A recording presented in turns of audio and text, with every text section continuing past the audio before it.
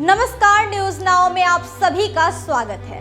चांद को लेकर पिछले कई दशकों से विश्व के वैज्ञानिक तरह तरह के शोध कार्य कर रहे हैं। चांद पर जीवन बहुत ही कठिन है। कई सालों से शोध कर रहे वैज्ञानिकों को अब सफलता हाथ लगी है। वैज्ञानिकों ने चांद की मिट्टी पर पौधा लगाने में कामयाबी हासिल कर लिया है, जिससे भविष्य में चांद पर नई संभावनाओं के रास्ते खुल गए हैं। नमस्कार, मैं हूं आपके साथ प्रेरणा। इस ब्रह्मांड में हर एक चीज का अपना महत्व और उपयोगिता है।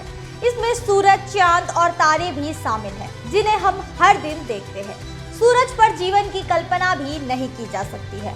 वहीं चांद पर भी जीवन बहुत मुश्किल है, क्योंकि यहाँ रहने के लिए ना ही तो मौसम अनुकूल है, ना ही पीने के लिए पानी है और ना ही स्थिर तापमान है। इसके अलावा बाकी परिस्थितियां भी यहाँ पर जीवन को बहुत कठिन बनाती है।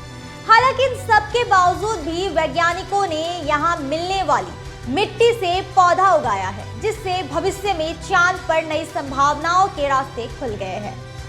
चांद पर कोई वातावरण नहीं होने के कारण चांद का तापमान दिन के दौरान 107 डिग्री सेल्सियस से लेकर रात में 144 डिग्री सेल्सियस तक हो सकता है। इसके अलावा चांद की जमीन भूकृषि के लिए भी यह आदर्श नहीं है।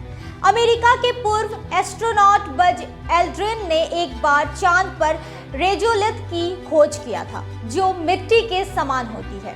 यह टैल्कम पाउडर धूल की तरह होता है। चांद के मिट्टी के नमूनों का अध्ययन करने वाले शोधकर्ताओं ने इसे कांच युक्त धात्विक और खनिजों से समृद्ध बताया है, जो कि पृथ्वी पर मौजूद नहीं है। इसलिए यह इतना प्रभावशाली है कि पहली बार में वैज्ञानिकों ने चंद्रमा पर पिछले मिशनों से एकत्र की गई चांद की मिट्टी का उपयोग करके पौधों उगाने का सफल प्रयोग किया है।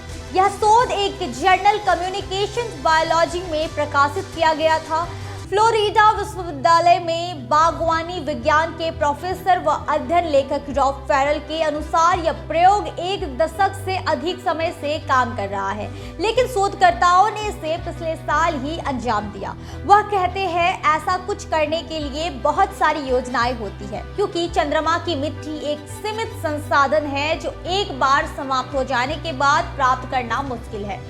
थिम्बल के आकार के बर्तन में टीम के पास काम करने के लिए केवल कुछ चम्मच थे। चूंकि कोई चांद पर कोई वातावरण नहीं है, ऐसे में बाहरी कृषि असंभव है। इसलिए शोधकर्ताओं ने इसके बजाय एक प्रयोगशाला में वातावरण बनाया। फेरल कहते हैं, चंद्रमा पर परिस्थितियों को देखते हुए आप केवल सतह पर बीज नहीं फेंक सकते हैं। फेरल का दावा है कि कठोर सौर हवा और ब्रह्मांडीय किरणों के कारण चंद्रमा की मिट्टी पृथ्वी पर पाई जाने वाली मिट्टी से अलग है।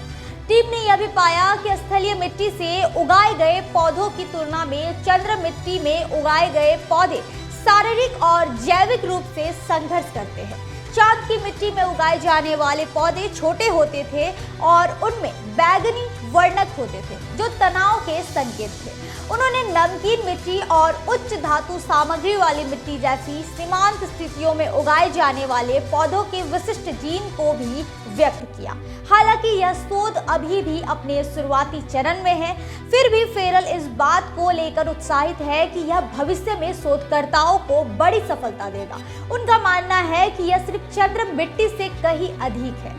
यह निर्धारित करने के बारे में है कि कैसे पौधे अन्य ग्रहों पर एक सहायक प्रणाली के रूप में कार्य कर सकते हैं, जैसा कि वे पृथ्वी पर करते हैं। फेरल और उनकी टीम यह पता लगाना चाहती है कि मनुष्य के लिए चंद्रमा और मंगल पर अधिक समय तक रहने के लिए पर्याप्त भोजन कैसे पैदा किया जाए, और अगर पौधे सौर मंडल में कहीं और सहायक प्रणाली के रूप में कार्य कर सकते हैं, तो मनुष्य अपने साथ क्या ला सकते हैं। इस पर निर्भर रहने के बजाय अपना भोजन स्वयं प्रदान कर सकते हैं। ऐसे में यह शोध भविष्य में दूसरे ग्रहों पर जीवन को लेकर कई पहलुओं को समझने में मदद करेगा। उम्मीद करते हैं आपको हमारा कार्यक्रम अच्छा लगा होगा। अगर आपको हमारा कार्यक्रम अच्छा लगता है तो हमारे न्यूज नाउ के पेज को ज्यादा से ज्यादा लाइक, शेयर और सब्सक्राइब करना ना भूलें। फिलहाल के लिए बस इतना ही। मुझे दे इजाजत। नमस्कार।